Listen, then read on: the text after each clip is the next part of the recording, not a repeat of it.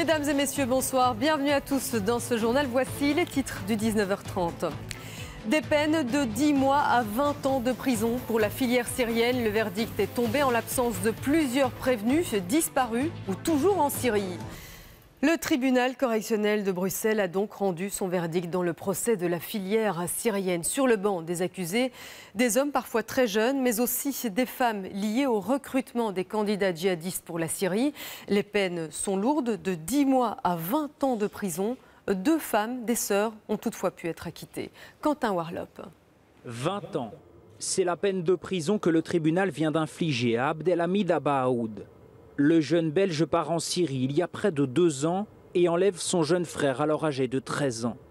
Lors de ce procès, leur père s'était constitué partie civile.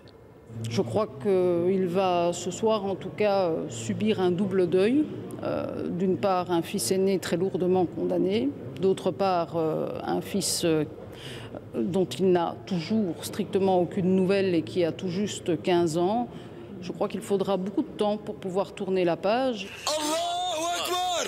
Abaoud condamné à 20 ans, comme les 2 frères Lachiri, absents lors de ce procès. Khalid Zarkani, 41 ans, lui, était bien là. C'est l'une des figures centrales.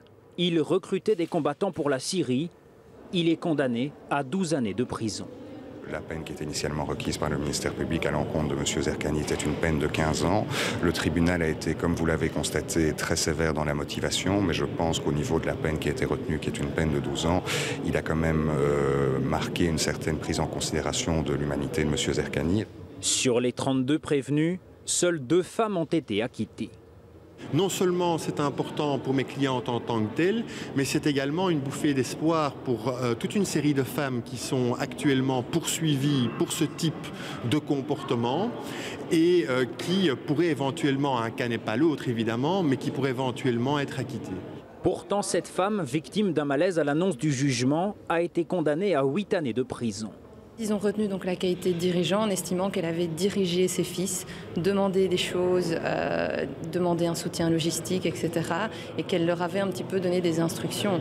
Mais à mon sens, il s'agissait uniquement d'une mère qui conseillait ses enfants et absolument pas d'une mère en tant que dirigeante qui dirigeait une association et qui donnait des instructions à ses membres.